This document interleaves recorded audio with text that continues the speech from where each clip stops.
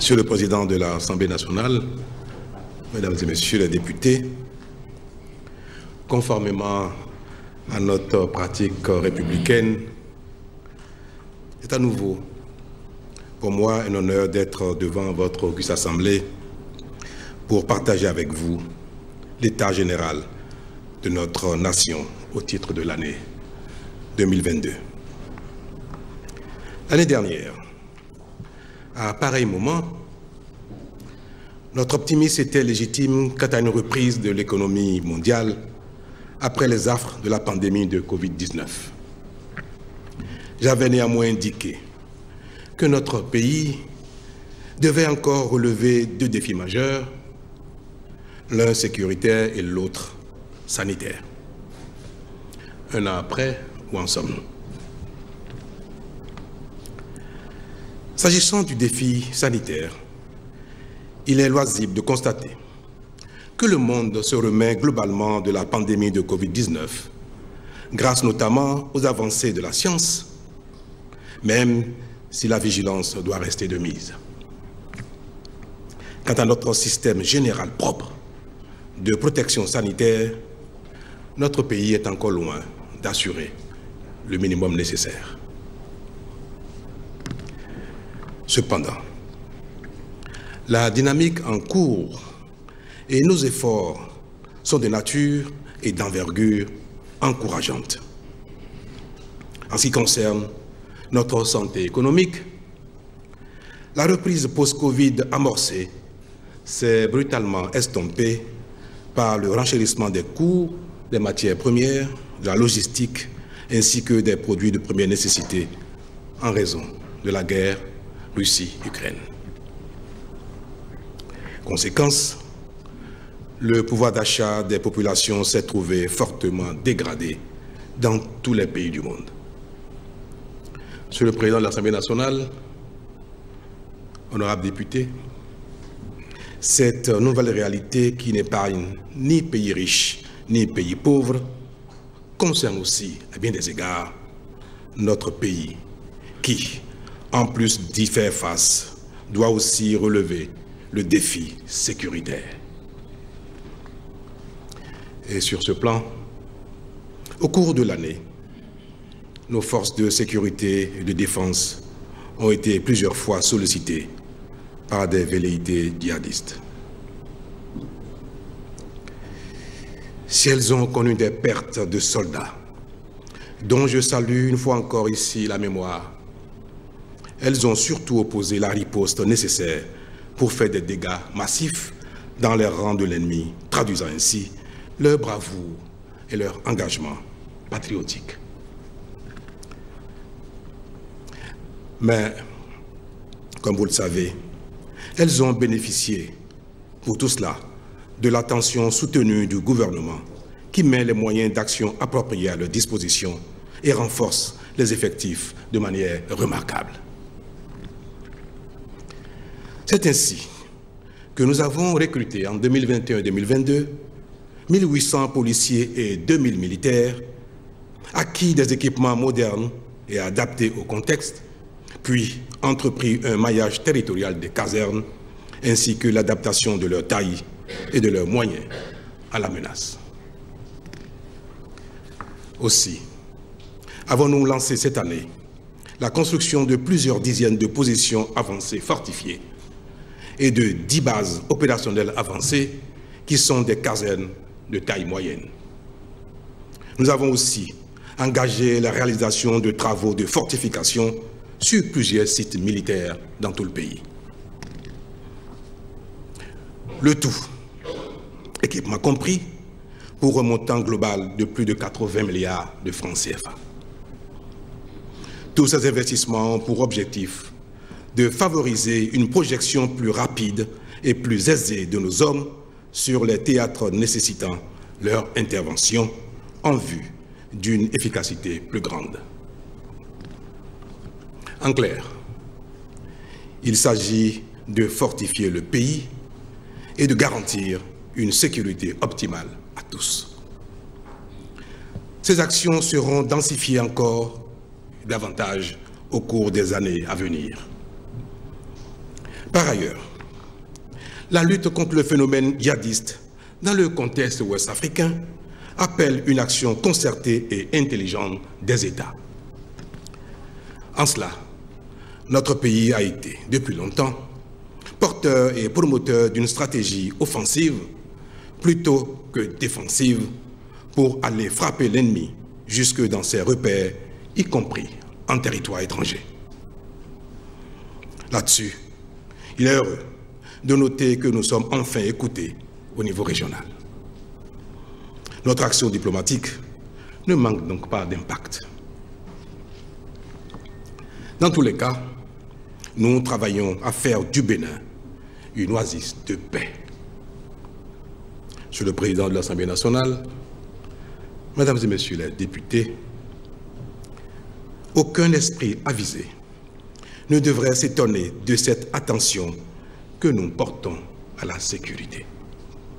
Elle est essentielle, surtout quand nous avons fini de mettre en place les fondamentaux dans tous les autres secteurs. C'est elle qui détermine, en effet, la pérennité de tous les investissements. L'absence de sécurité peut limiter, voire empêcher la jouissance des fruits de nos efforts communs. Et si l'accumulation des chocs exogènes, que j'ai rappelé tantôt, a un impact négatif sur notre quotidien, car ceci tempère le sentiment de satisfaction légitime qui devrait naître de nos efforts, il n'en demeure pas moins que l'action du gouvernement produit des résultats probants. Il en est ainsi du secteur, Mesdames et Messieurs, de l'éducation. Ici, en plus des performances de nos enfants qui s'améliorent grâce à nos réformes, le programme des cantines scolaires est déjà à 75% de couverture de nos écoles primaires publiques et impacte aujourd'hui plus d'1 million d'apprenants dans toutes nos localités. Le cap des 100% de couverture sera donc atteint avant 2026. Ainsi, plus aucun enfant inscrit à l'école primaire publique ne passera une journée en classe le ventre creux. Cela est une manifestation de la solidarité nationale. De même, notre grand projet de promotion de l'enseignement et de la formation technique et professionnelle entrera dans une phase décisive en 2023, où l'ouverture des chantiers de construction et de réhabilitation des lycées techniques agricoles et des écoles de métiers sera une réalité. Tous les préalables sont désormais satisfaits à cet effet. Il est à noter aussi que pour compter de cette année scolaire 2022-2023, nous étendons à titre expérimental dans 20 communes l'exonération des frais de contribution scolaire des élèves filles au second cycle de l'enseignement secondaire. De même, des transferts monétaires seront faits à 30 000 adolescents et filles scolarisés dans les 77 communes pendant 3 ans. Des kits scolaires leur ont été également distribués, sans oublier des bourses d'accompagnement aux études universitaires attribuées aux 10 meilleures filles par département à raison de 38 500 francs CFA chacune par mois pendant 10 mois et sur 3 ans. De façon toute particulière, dans chaque département, des bourses sont aussi attribuées aux 10 meilleures élèves filles inscrites dans les filières scientifiques, techniques et professionnelles à raison de 27 500 francs CFA par mois pendant 10 mois sur 3 ans.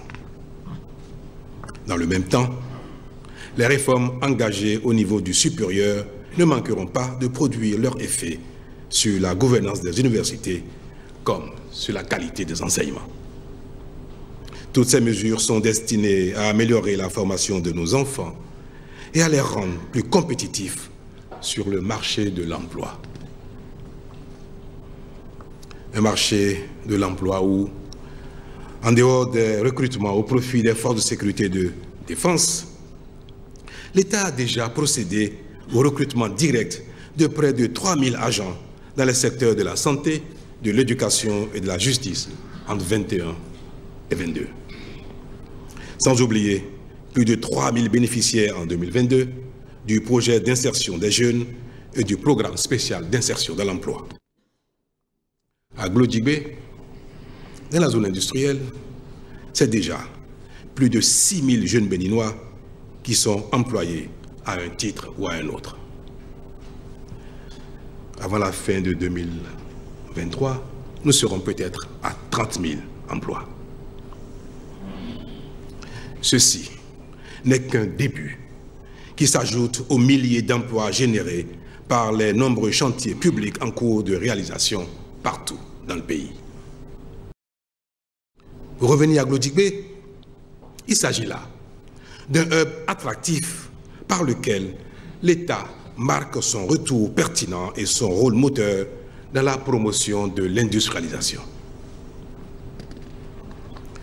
Un autre secteur dans lequel on peut également noter le retour stratégique de l'État, c'est celui des télécommunications, avec le démarrage des activités du nouveau réseau public de communication mobile, premier opérateur global avec une couverture de 80% du territoire national.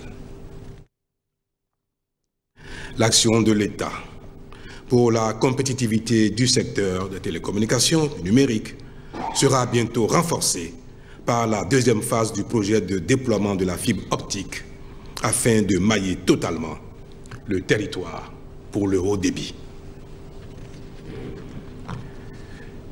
Ce qui induira une plus grande avancée de la dématérialisation des services publics avec des effets induits bénéfiques pour chaque utilisateur qui, même s'il ne s'en rend pas compte au quotidien, réalise des économies d'argent et évite les tracasseries. Mesdames et Messieurs les députés, s'agissant du secteur de la santé, nous avons engagé des investissements massifs dans la réalisation des infrastructures et la formation du personnel médical.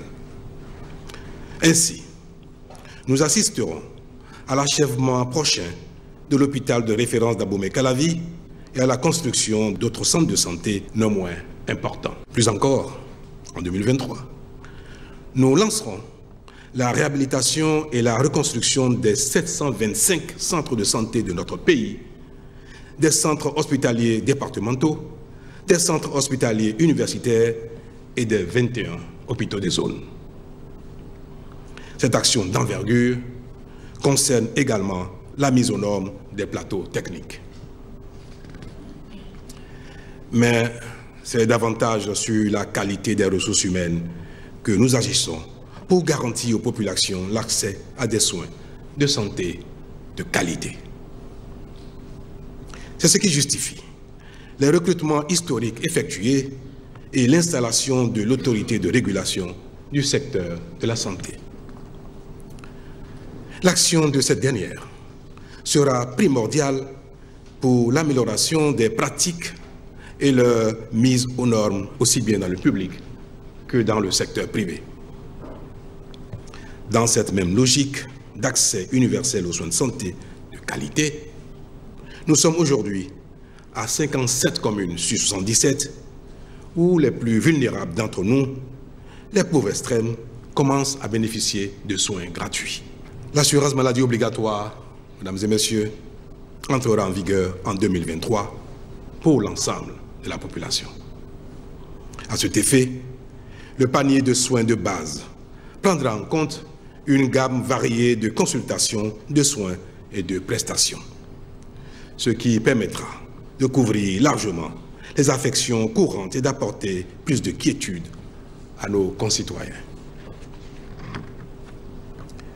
Honorables députés, il n'aura échappé à personne que parmi les secteurs évoqués, ceux de l'éducation, de la santé et de la sécurité font l'objet d'une réelle attention de la part de notre gouvernement.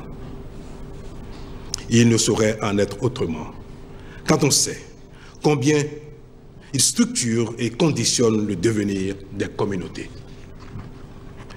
Pour autant, les autres secteurs ne sont pas négligés. Bien au contraire, conscients de l'importance des gaps à combler, nous avons poursuivi nos efforts de sorte à passer le cap du minimum indispensable pour asseoir le bien-être collectif. Et quand ce minimum n'est pas encore atteint, c'est que nous n'en sommes pas loin. L'ampleur des ressources mobilisées et des chantiers ouverts nous en donne l'assurance. Dans le domaine de l'accès à l'énergie électrique, par exemple, le programme d'extension subventionné par le gouvernement permet à un nombre de plus en plus croissant de nos citoyens de s'abonner au réseau dans la plupart de nos communes. En moins de 4 mois de mise en œuvre, plus de 100 000 demandes de branchement ont été enregistrées et sont en cours de satisfaction, ce qui atteste que nous avons vu juste. S'agissant tout particulièrement de nos communes, elles sont promises à un avenir meilleur, favorisé par la bonne gouvernance que promet la mise en œuvre de la réforme structurelle du secteur de la décentralisation. Elle ambitionne que dans nos communes, les ressources mobilisées soient gérées à bon escient et que la priorité soit désormais donnée aux projets ou programmes qui impactent réellement la vie de nos concitoyens. Dans ces conditions, chaque commune devra se considérer désormais en compétition avec les autres et s'employer à faire en sorte que la dynamique de développement observée au niveau national se manifeste aussi sur le territoire. Monsieur le Président de l'Assemblée nationale, Mesdames et Messieurs les députés, vous l'aurez compris, le vaste programme de développement national que nous mettons en œuvre avec tant d'engagement n'a qu'un objectif: améliorer les conditions de vie de l'ensemble de nos concitoyens, où qu'ils se trouvent sur le territoire national. Permettez-moi donc de mettre aussi en lumière les effets de notre action dans le cadre de l'accès universel à l'eau potable. Nous en parlons toutes les fois que nous avons l'occasion, parce que c'est source de vie. Là, nous avons lancé en 2022 la construction de 95 nouveaux systèmes d'adduction d'eau potable multivillages destinés à impacter près d'1,2 million de nos concitoyens dans 74 communes, ce qui nous rapprochera encore et encore plus de notre objectif de donner l'eau potable à la quasi-totalité de nos concitoyens. Grâce aussi à la restructuration en cours de la Société nationale des eaux du Bénin, le milieu urbain suit le même rythme, notamment avec le projet de branchements sociaux qui enregistre de plus en plus de demandes. Dans les temps à venir, l'accès à l'eau potable ne sera donc plus jamais considéré comme un luxe au Bénin. Comme il ne fait désormais l'ombre d'aucun doute, notre agriculture se voit de plus en plus performante.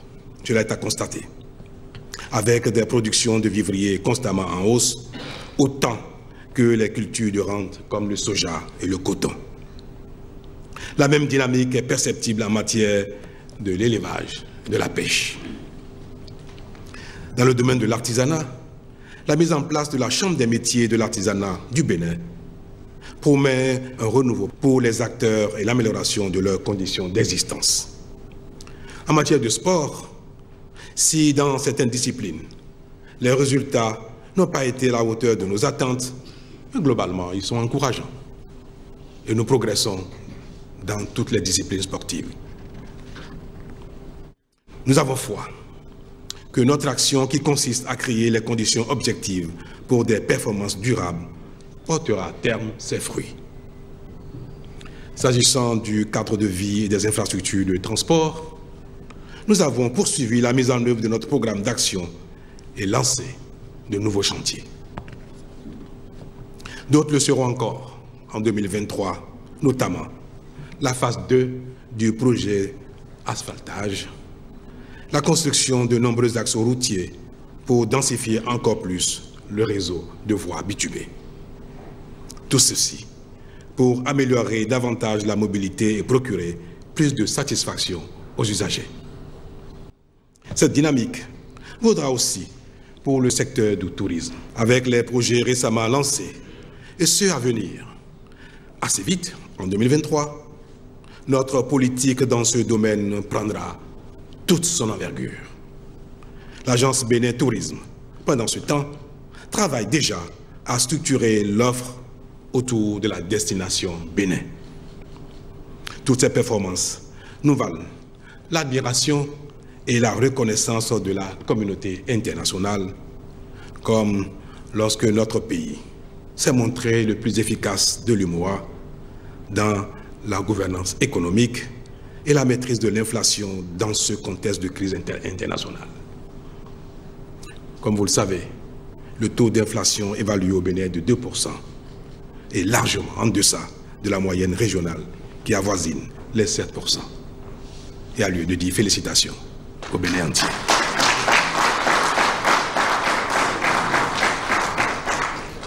Ces performances, mesdames et messieurs, elles nous distinguent comme un pays de progrès où, grâce à nos efforts collectifs, nous montrons que le sous-développement, ou bien que le développement n'est pas une fatalité et que le sous-développement peut être vaincu. Mais le citoyen, même lorsqu'il voit de façon évidente les changements positifs de son milieu, lorsqu'il observe les améliorations qui lui offrent des conditions et un cadre de vie globalement meilleur, il faut encore qu'il sente que le progrès le touche aussi personnellement, notamment à travers l'amélioration de son pouvoir d'achat propre. Cela s'entend bien, mesdames et messieurs, n'est-ce pas? Autrement, tant que chacun n'a pas directement dans sa poche ou dans son assiette, ne serait-ce que le peu supplémentaire, il reste insatisfait, voire dubitatif. Il n'a pas le sentiment que les avancées collectives lui profitent à lui aussi. Ce n'est pas forcément de la mauvaise foi. Cela relève de notre nature humaine. Exactement comme nous le disons communément, quand on a fait une vue de groupe, une photo, que veut chacun? Voir sa position. Car c'est ce qui prouve qu'il était là lui aussi. De même, quand on décide ensemble de réaliser la maison pour la famille et qu'il convient de faire des efforts et de consacrer les ressources à la réalisation de ce bien, de ce confort, est-ce que tout le monde accepte le fait de sacrifier le pain quotidien pour la maison à construire? Quelle que soit la noblesse des objectifs du bien-être global, le pain quotidien reste notre priorité. C'est ça, notre nature humaine. Autrement, les ressentis individuels peuvent paraître en contradiction avec la dynamique globale engendrée par nos efforts communs. Nous sommes donc tenus de tenir compte de cela.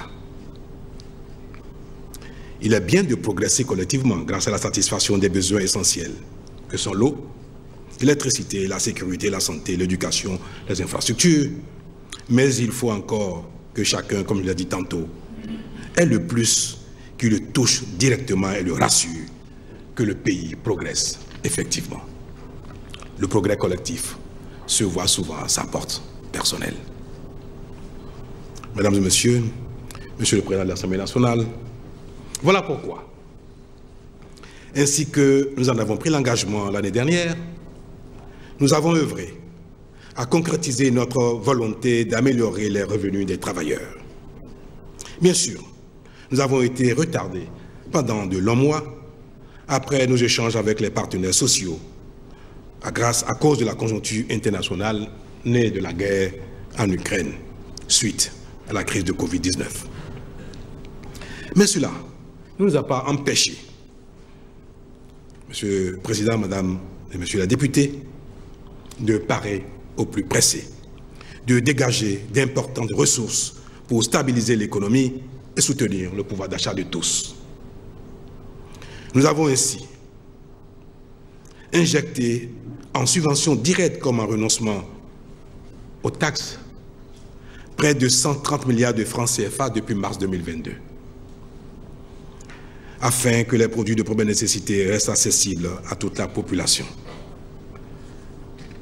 Cet effort considérable a permis aux uns aux autres, pas seulement aux salariés de l'État, d'avoir le soutien de notre communauté commune pour faire face à la crise.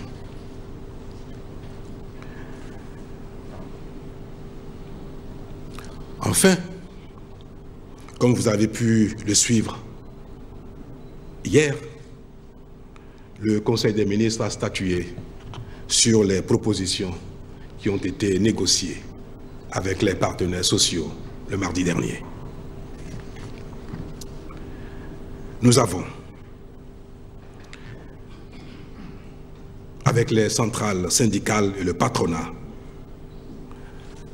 trouvé un consensus. Cela a été facile parce que le niveau, l'envergure des améliorations proposées ne faisait aucun doute de ce que notre effort mérite bien d'être reconnu. Si vous me permettez, bien que l'information ait été largement diffusée, je vais m'appesantir ici sur quelques aspects de ces augmentations des revenus de nos salariés du secteur public. Le modèle de revalorisation pour lequel nous avons opté marque des efforts plus prononcés en faveur des salariés les plus modestes, ceux que nous appelons les gains petits, sans pour autant oublier ceux des autres catégories. Il consacre des augmentations assorties de sursalaires pour certaines catégories. L'objectif visé par le gouvernement étant donc d'améliorer davantage le pouvoir d'achat des plus faibles, sans oublier, comme je l'ai dit tantôt, de faire un petit quelque chose pour les salaires les plus élevés. Ainsi, selon qu'ils sont les agents de l'État, en début de carrière, ou en milieu de carrière, ou à la fin des carrières, les uns et les autres bénéficient d'augmentations différenciées. Les augmentations ont été de l'ordre de 66% pour certains, 50% pour d'autres, 40%, 30%, 20% et 12% pour certains. À titre illustratif, un agent administratif tout en bas de l'échelle, dont le salaire en début de carrière est d'environ 62 000 francs CFA actuellement, gagnera désormais 104 000 francs CFA, soit une augmentation de 41 379, correspondant à 66% d'augmentation.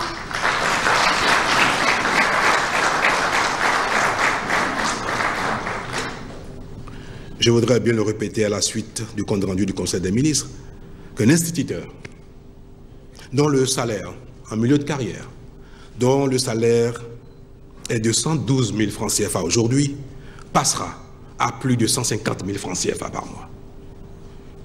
Une sage-femme dont le revenu actuel est d'environ 144 000 francs CFA gagnera désormais plus de 182 000 francs CFA, soit plus de 30 000 francs CFA d'augmentation, ce qui correspond à 26% d'augmentation.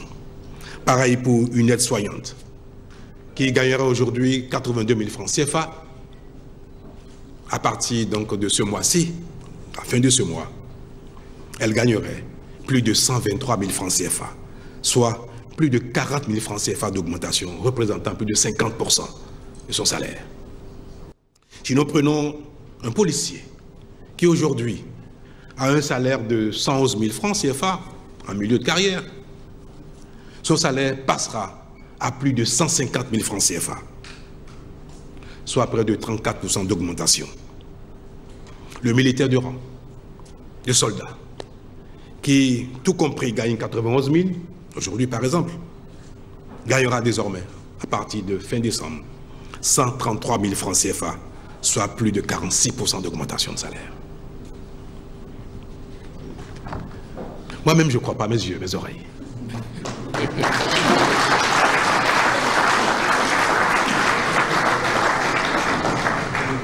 Etc. Enfin, permettez-moi de rappeler la situation des aspirants. Ces vaillants hommes qui essayent de combler le gap que nous observons dans l'enseignement primaire et secondaire, qui, pour diverses raisons, dont la plupart aspirent à être enseignants, n'ont pas encore réussi à intégrer le secteur public de manière définitive. Jusque-là, nous leur payons 9 mois de salaire pour leur présence effective dans les classes, comme des vacataires. Mais désormais, ils seront payés 11 mois sur 12, même si leur présence effective en classe n'est que de 9 mois, voire 10 mois maximum. Ils ont beau être vacataires, ils ont besoin également de nourrir leur famille pendant les 2 mois d'absence dans les classes. Et c'est pour ça que nous avons porté leur niveau de rémunération à 11 mois, faisant d'eux ainsi des parents, des chefs de famille responsables, même si sur les 12 mois, il leur restera encore 1 mois de salaire. Mais ça ne saurait tarder, puisque nous leur permettons désormais, pour ceux d'entre eux qui auraient déjà fait 3 ans dans cette dynamique d'enseignants aspirants, de passer un test d'évaluation. Et au cas où ce serait concluant pour eux, c'est-à-dire s'ils ont le niveau minimum requis, ils seront reversés à titre définitif de la fonction publique.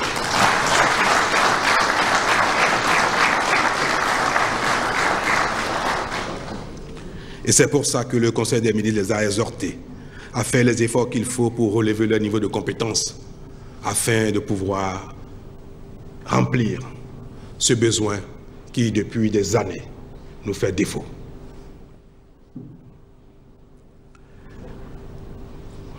Mesdames et messieurs, toutes ces mesures que nous prenons aussi bien pour la hausse des salaires que pour le paiement à 11 mois des aspirants au métier de l'enseignement nous font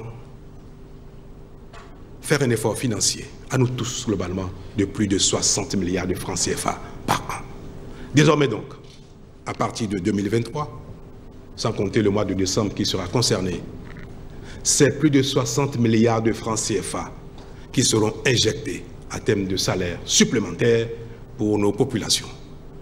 Il n'y a pas de doute que cela impactera notre vie à nous tous, même si, globalement, les salaires au Bénin restent encore faibles en raison de la cherté de la vie. Ces efforts que nous faisons ne nous donnent pas l'illusion que désormais chacun des concernés aura une vie décente. Non.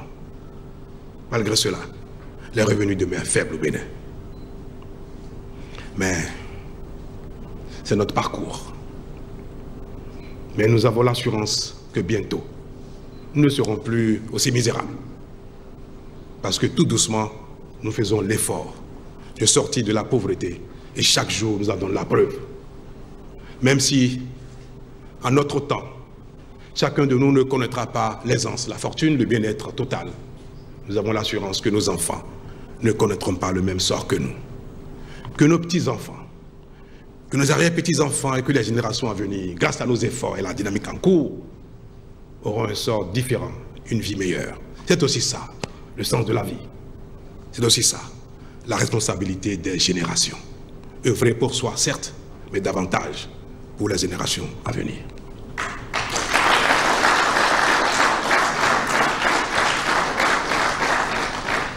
Mesdames et messieurs, je vais revenir quand même sur un aspect, puisqu'il n'y a pas dans le pays que les salariés actifs qui sont confrontés au pouvoir d'achat. Nos mesures impacteront également les retraités. De manière moins significative, mais ils ne manqueront pas également de partager la richesse commune. C'est ainsi que l'augmentation du point indiciaire ne manquera pas d'impacter les pensions. Ce qui est plus encourageant est que ceux d'entre les actifs d'aujourd'hui qui iront à la retraite dans les temps à venir verront leur pension impactée par ces nouveaux salaires dans leur entièreté. Et cela constitue pour nous un point de fierté.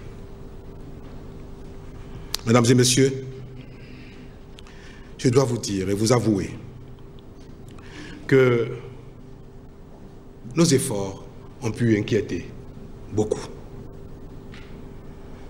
Opérer une telle augmentation subitement peut donner l'impression que les critères de convergence ne sont pas respectés ou alors que nous n'avons pas agi pour tenir compte des exigences macroéconomiques. Je peux vous assurer, et comme je l'ai dit aux syndicalistes, que nous avons fait beaucoup d'efforts, mais raisonnablement. Nous, les équilibres macroéconomiques sont tenus et seront tenus. Le Bénin a les moyens d'assurer durablement ses engagements sans compromettre les équilibres financiers nécessaires dans le pays d'un secteur à un autre. Nous continuerons d'assurer les besoins d'investissement dans tous les secteurs, que ce soit de l'eau pour le reste à faire, pour l'électricité, pour les infrastructures routières, pour le paiement de nos dettes, ainsi que pour les investissements productifs, de sorte à ce que ce que nous observons aussi aujourd'hui, qui nous donne de l'espoir, ne compromette pas l'avenir pour nos enfants. Monsieur le Président de l'Assemblée nationale, Monsieur, Madame les députés, les travailleurs béninois, qu'ils soient du public ou du privé, vont sur le même marché, n'est-ce pas? Et c'est pour ça que le gouvernement a obtenu du patronat l'augmentation du SMIC à hauteur de 30% pour passer de 40 000 francs CFA à 52 000. Et je voudrais, ici devant vous, exhorter à nouveau les employeurs privés à observer le même élan, à faire comme l'État et à pouvoir augmenter le salaire des travailleurs du secteur privé. L'idéal serait que ce soit dans la même envergure que ce que nous venons de faire, peut-être même voire plus. Mais il serait bien pour nous tous, pour les uns et les autres, que ce ne soit pas seulement les travailleurs du secteur public qui vivent l'enthousiasme de notre effort commun. Je voudrais donc inviter devant vous, dans cette salle du Parlement, m'adresser à tous les Béninois, à tous les employeurs privés du Bénin, leur dire qu'il est nécessaire que leurs travailleurs également aient leur part de notre croissance commune. Monsieur le Président, Mesdames, Messieurs les députés, pour conclure sur ce chapitre, je voudrais, si vous me permettez, rappeler tout simplement que ces efforts que je viens de citer ne sont pas un cadeau, ni pour l'un, ni pour l'autre. Cela contribue à la justice.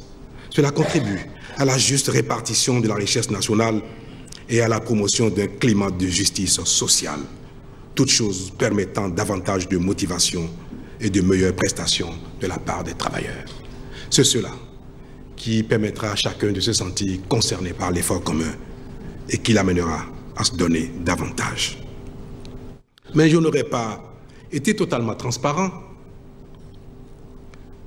si je ne mentionne pas que le choix de certains investissements et actions permettant le développement individuel ainsi que les présentes mesures sociales sont aussi l'œuvre des deux partis politiques, le Bloc républicain et l'Union progressiste, le Renouveau.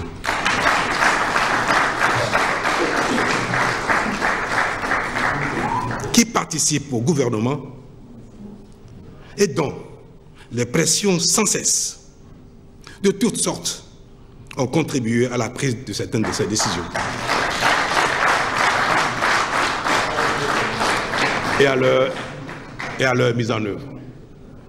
Monsieur le Président, Mesdames et Messieurs les députés, parfois je me suis senti agacé par vos exigences. Mais je vois que vous avez souvent raison.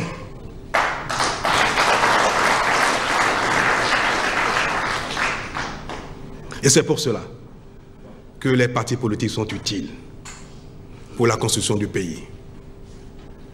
La plupart de ces décisions ont été prises sous votre impulsion, avec votre exigence. C'est pour cela que je ne serai pas sincère si je ne partage pas le mérite avec vous. Merci et félicitations encore pour votre action. Monsieur le Président de l'Assemblée nationale, Mesdames et Messieurs les députés, au soutien de tout ceci, la paix sera toujours une denrée indispensable. C'est elle qui, avec la bonne gouvernance, garantira la pérennité de nos actions. Mais elle est tributaire de l'engagement de chacun d'entre nous. C'est pourquoi je voudrais ici nous inviter tous, fils de ce beau pays qu'aucun autre ne remplacera, à œuvrer plus que jamais à la préservation de notre cohésion sociale et à la promotion de l'unité nationale qui nous sont si chères. Cet appel trouve davantage son sens dans le contexte des joutes politiques à venir, en lien avec les élections législatives du 8 janvier prochain. C'est l'occasion pour moi de noter qu'elle s'annonce sous de bons augures avec la participation de toutes les sensibilités politiques. Je voudrais nous en féliciter. Je voudrais alors en cela saluer tous les acteurs qui y ont œuvré. Ces élections seront, j'en suis convaincu, l'occasion d'une belle fête à l'issue de laquelle le seul vrai gagnant sera encore une fois de plus le Bénin. C'est le lieu de souligner que grâce à nos réformes, désormais et pour compter de la prochaine législature, le Parlement béninois comptera au moins 20%. Au moins 20% de femmes, ce qui n'était jamais arrivé auparavant. Mais je vais espérer.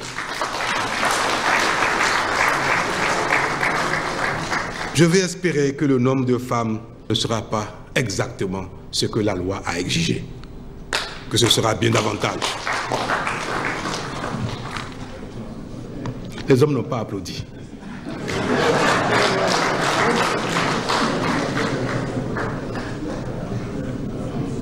Monsieur le Président, Mesdames et Messieurs les députés, je ne peux finir mes propos sans vous adresser mes salutations et mes remerciements de manière toute particulière.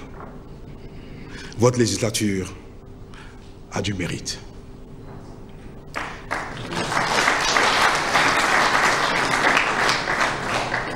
Vous avez accompli votre mission avec devoir, dignité et abnégation. Je ne doute pas que l'histoire vous rendra témoignage pour votre belle contribution au progrès de notre pays. Qu'il s'agisse de ceux d'entre vous qui ne sont pas candidats à ces élections-ci, ou de ceux qui le sont, à qui je souhaite bonne chance, mesdames et messieurs, je voudrais donc vous dire à tout cela, à tous ceux que je n'aurai pas donc le bonheur, la fierté, le plaisir de retrouver ici, si Dieu nous le permet, ainsi qu'à ceux qui reviendront ici dans ce hémicycle, je voudrais leur dire combien je suis fier de cette législature. Je voudrais leur dire que vous avez marqué un tournant dans l'histoire politique du pays. Que plus jamais le Parlement du Bénin ne sera ce qu'il a été. C'est votre mérite. Le travail abattu, le nombre de lois que vous avez initiées ou votées après que le gouvernement les ait proposées, la qualité de vos travaux, de vos exigences, de vos performances, l'abnégation qui ont caractérisé cette législature sont remarquables. Mesdames et Messieurs, Monsieur le Président de l'Assemblée nationale, la nature, le Bénin, Dieu vous le rendra.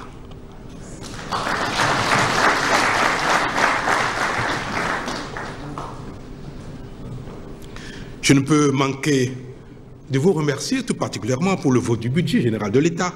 Quelle prouesse vous avez donné au gouvernement les pleins pouvoirs pour travailler pour l'année prochaine, et ce, dès le 1er décembre dernier.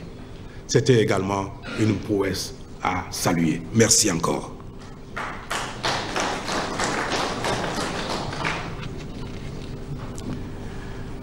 Monsieur le Président, Mesdames et Messieurs les députés, tel est le sentiment du gouvernement, notre appréciation sur l'état de notre nation. Je n'ai pas pu le terminer sans dire donc ce petit mot sur l'état du Parlement. Félicitations, merci et bien à vous. Vive le Bénin.